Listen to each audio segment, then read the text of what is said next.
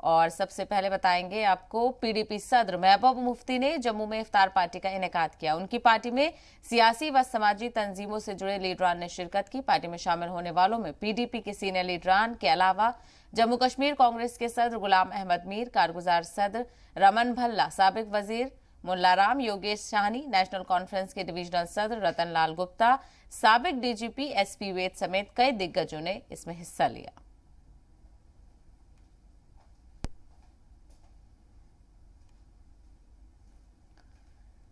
जम्मू में पीडीपी सदर महबूबा मुफ्ती ने सहाफियों से बात करते हुए एक बार फिर से मरकज पर निशाना साधा। मुफ्ती ने बीजेपी पर मजहब की बिना पर लोगों को बांटने का इल्जाम लगाया। उन्होंने कहा, अचानक से लाउड स्पीकर का मामला आया, इससे कबल हिजाब का मामला सामने आया था और आगे हलाल का मामला आएगा तो ये सब समाज को बांटने की साजिश लग रही है। नौकरी, बेरोजगारी, बिजली का कुछ नहीं कर रहे हैं, इसीलिए हिंदू मुस्लिम का खेल खेल रहे हैं।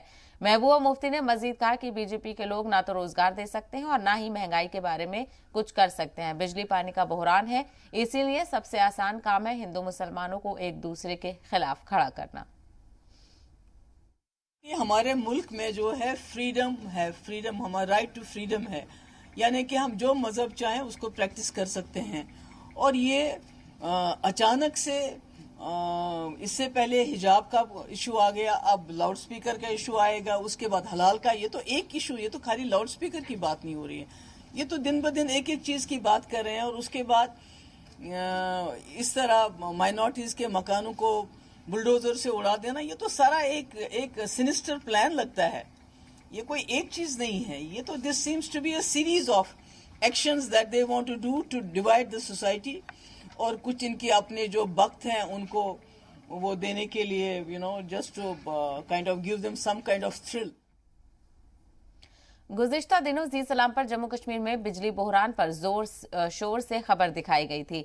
खबर दिखाए जाने के बाद मरकजी हुकूमत हरकत में आई है। चिलचिलाती गर्मी में बिजली बहरान से जूझ रहे जम्मू कश्मीर के लिए राहत की खबर है। मरकजी हुकूमत ने हालात को देखते हुए यूटी को 207 मेगावाट बिजली का इजाफी कोटा दस्तयाब कराने का ऐलान किया है।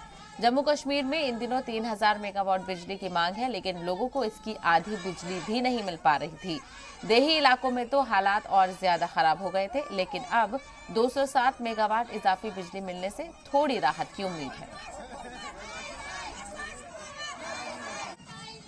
केंद्र सरकार और विशेषकर ऊर्जा मंत्री जी का बहुत हम लोग आभारी हैं कि उन्होंने हमें 207 मेगावाट जो है अतिरिक्त ऊर्जा हमें दी है, जिसके कारण हमें जो बिजली की सप्लाई है उसको और बेहतर करने में बहुत सहूलियत हुई है। तो मैं तो पूरे अपने जम्मू कश्मीर की तरफ से हम लोग बहुत आभारी हैं भारत सरकार के और ऊर्जा मंत्री जी के।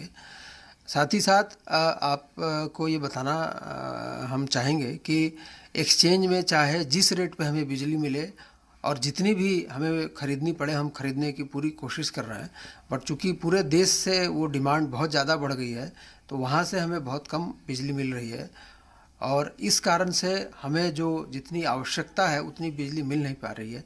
तो वो एक कारण है, लेकिन फ़िलहाल जो हमें 207 मेगावाट मिला है उसके कारण हमारी सप्लाई काफ़ी सुदृढ़ हुई है। पुंछ में माह रमजान के आखिरी जुमा यानी अलविदा जुमे को शिया तबके के लोग यौम कुद्स के तौर पर मनाते हैं।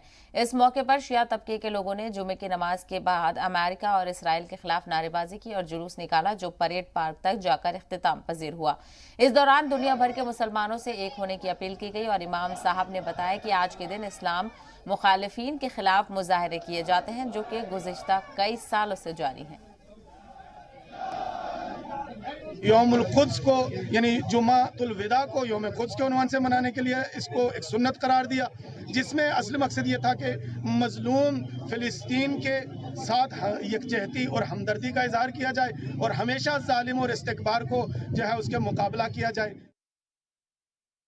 अहले फ़लस्तीन के साथ इजहार यकजहती का दिन है। यौम कुद्स एक मजहबी फरीज़ा समझकर मनाने की ज़रूरत है। यौम कुद्स ये अखुवत का दर्स है, ये शुजाअत का पैगाम है।